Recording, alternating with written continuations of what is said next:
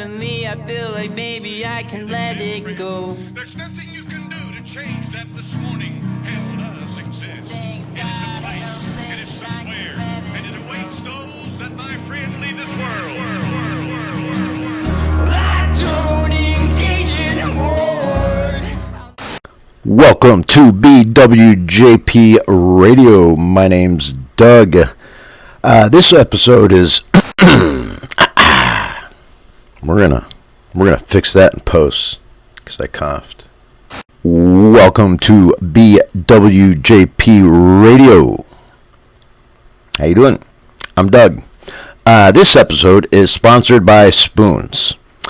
Now, if you remember last week, our sponsor was Bowls.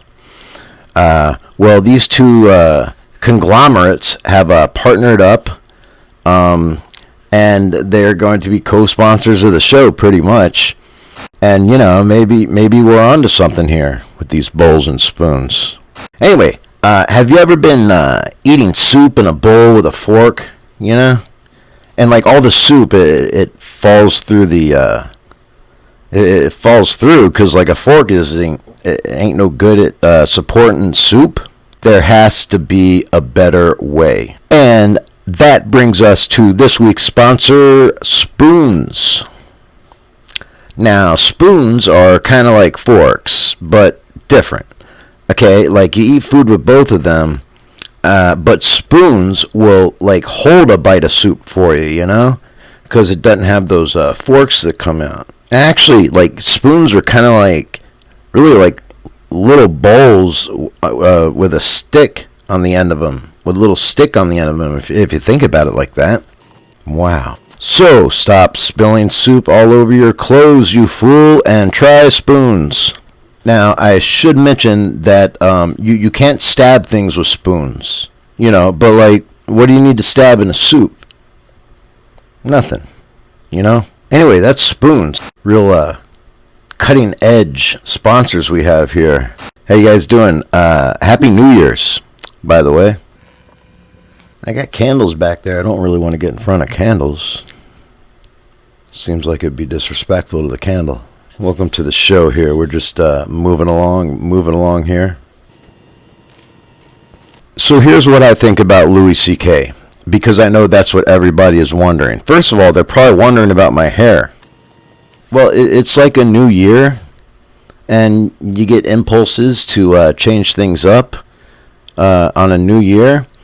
And on New Year's Eve, man, I just took all my hair and I swapped it over to one side. A lot of 80s music going. It seemed like a real possibly cool, possibly retarded flock of seagulls type of thing. But let's rock it. Man, 2022. This is just 2022 Doug now. Sometimes you gotta make a decision to be a different kind of person. And the most times people think about that is actually on New Year's, So if you've been thinking all about changing something about yourself, now would be a good time to do it, man. The calendar's reset and fresh. We still probably got another few years of civilization. So go ahead and make a change. Here's what I think about Louis C.K., because I know that's what everybody is wondering right now. Louis C.K. is, I guess, below Norm Macdonald and Dave Chappelle. Those are my top three. Like Norm Macdonald, number one. God bless. Louis C.K. and Dave Chappelle, who I believe is the best comedian alive today. You guys ever heard of Dave Chappelle? He's great. Anyway, I met him once. Me and my brother met him just when he was playing a local comedy club in Davie, man. Good times. He talked to us. I told him it was my brother's birthday. I rushed through the crowd and took my brother up to Dave Chappelle. It's like, yo, Dave, it's my brother's birthday. Can you say happy birthday to him? And then Dave Chappelle started saying happy birthday to my brother and exchanged a couple of words with us. So, like, we're good friends. Here's what I think about Louis C.K. Now, when people think about Louis C.K., And what his current thing is, they think about an incident that happened, and I have a particular opinion on this incident. It may not be popular, but when have I ever done or said anything popular? Okay, so to boil it down, Louis C.K. Was hanging in a hotel with other comedians, a couple of ladies, and he said, "Hey, do you guys mind if I jerk off here, like sit on the bed and jerk off, you know?" And they're like, "No, go ahead." And he's like, "Okay, cool, awesome, thanks." And then he got on his bed and started jerking off, and it made these ladies comfortable. They probably regretted saying cool, or maybe, I don't know, whatever. But it's not like he chased them around a hotel room, you know, jerking off toward them, running around and shit like that.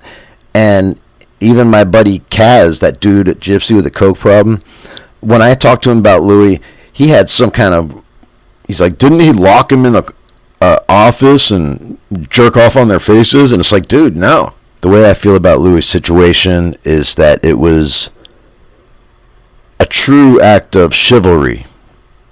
Dare I say feminism. It was very, very excellent etiquette. It was the most proper and gentlemanly way that you could possibly masturbate in front of a lady. You ask permission. We all know Louis a weird dude. He's never made a secret of that. And, you know, if they said no, he'd be like, oh, okay, that's too bad. Well, you know, I don't think he'd pull it out or anything. He seems like a halfway decent gentleman of a pervert. And he's a pervert, man. Like, his comedy is brilliant, but he has a lot of perverted shit, and he says a lot of shit to get a rise, which is also something that I like doing. Drinking a lot of coffee lately, guys.